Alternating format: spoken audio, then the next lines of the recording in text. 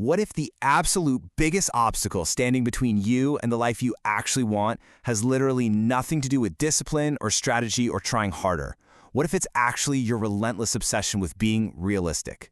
Today, we are completely flipping the script on ambition. We're going to explore why clinging to what's safe, measurable, and sensible might actually be the biggest trap you could ever fall into. Welcome to this explainer. I am so incredibly excited to guide you through this because we're diving headfirst into one of the most counterintuitive, just totally fascinating discoveries in the history of psychology. We're unpacking Carl Jung's radical method of letting go of safe, measurable logic, because what Jung found was wild. The people who clung the hardest to reality, they were consistently the ones most trapped by it. And the ones willing to just let go of their spreadsheets and their 5-year plans, they ended up reshaping their lives in ways that looked to everyone else like pure unbelievable luck. Okay, let's dive into this. Here is our roadmap for the journey today. We'll hit the trap of reality, ego versus true self, and the illusion of projection. Then we'll get into engaging the unconscious mind, confronting your hidden shadow, and finally, cultivating inner alignment. Let's get to it. Starting right off with Section 1. The trap of reality, and why our most sensible plans so often fail us. To really understand this, we have to look at what Carl Jung actually did back in 1913. At the time, Jung was the golden boy of psychoanalysis. He was literally Freud's chosen successor. His career was completely guaranteed. And yet, he essentially committed professional suicide. He just walked away from all that prestige and safety to conduct this inward experiment on himself. He abandoned the map that everyone else was following. He'd sit in his study, close his eyes, and deliberately start listening to his unconscious mind, writing down these totally unfiltered, completely irrational images in this massive journal that became known as the Red Book. His colleagues thought he had completely lost his mind. But from this specific period of ignoring consensus reality, he built the foundational concepts of his entire psychology. See, Jung noticed something really crucial, not just in himself, but in his patients too. The people who are the most devoted to being realistic were consistently the most stuck. Just think about it. Think about the person who spent 15 years in a totally sensible career. They chose it for stability, right? They're great at it, their parents are super proud, their logic is completely flawless, and yet, every single morning at 3 a.m., they wake up with this terrifying tightening in their chest. They'll call it stress, but Jung, he'd call it a neurosis. It's literally the psyche screaming because its deeper needs have been ignored for way too long by a rational mind that just refuses to listen. And that brings us right into Section 2, ego versus true self. Basically, the map versus the compass. This right here is the core conflict happening inside that tightening chest. On one hand, we have the ego, and look, the ego loves probabilities, right? It's all about risk assessment, staying safe, getting social approval. It essentially builds a life entirely based on external criteria. But then, on the other hand, we have the self. The self does not care about your mortgage. It doesn't care what your neighbors think of you. It only cares about wholeness. And because it doesn't speak the language of spreadsheets, it speaks in images, in dreams, and in these persistent, totally irrational urges.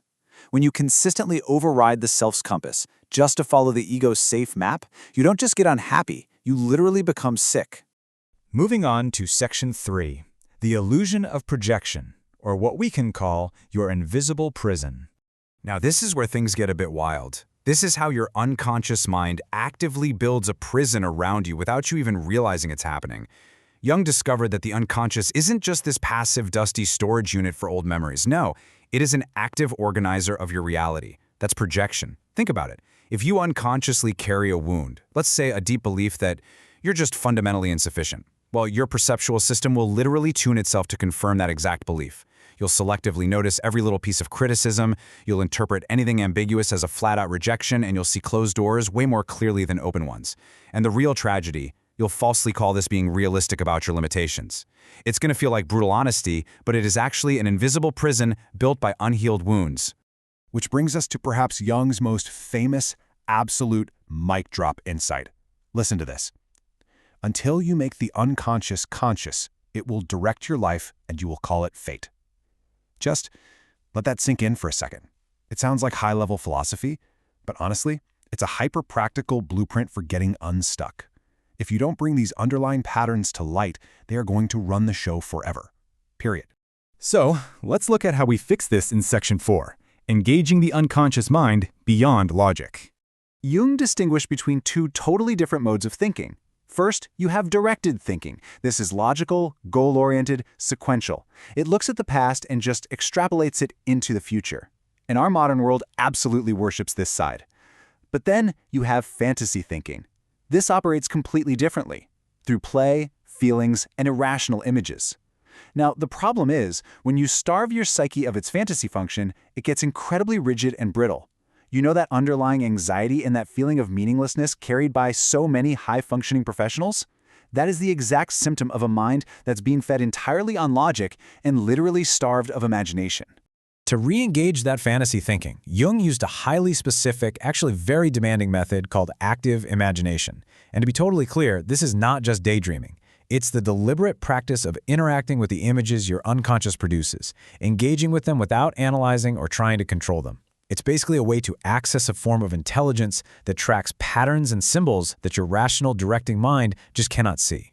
So how do you actually do this? Well, it's a specific procedure. First, you just sit with that stuck feeling or that irrational pull you've been trying to ignore. Second, instead of analyzing it to death, which is our default, right? You step back and let the unconscious present it to you as an image or a figure. And third, you engage with it. You literally have a real conversation with it without trying to control the outcome. See, the crucial point here is that transformation requires seeing possibilities that do not currently exist in your rational data set. This is how you finally access that new data. All right, Section 5, Confronting Your Hidden Shadow, the Repressed Core.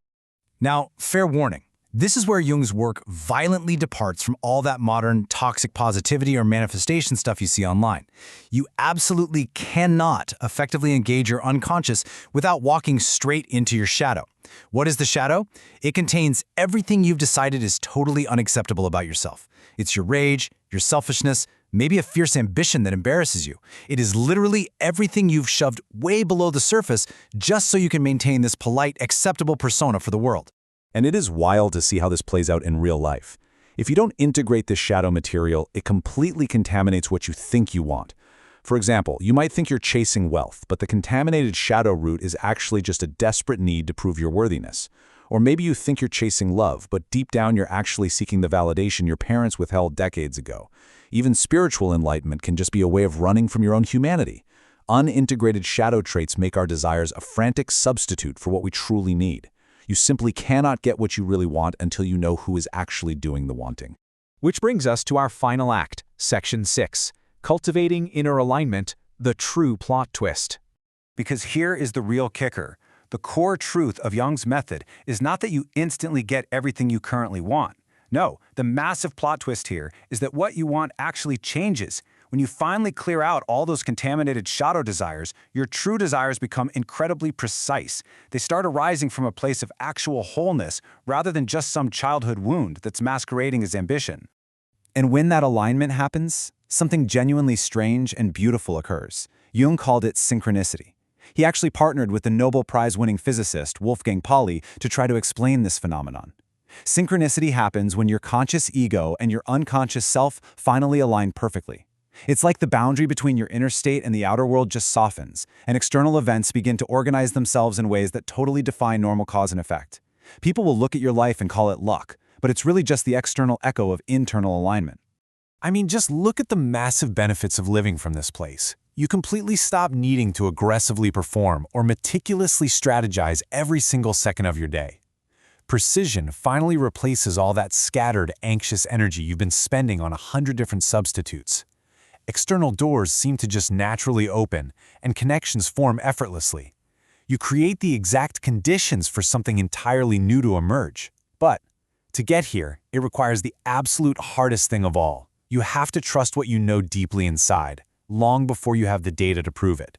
You have to be willing to walk entirely off the map of your safe, sensible 5-year plan.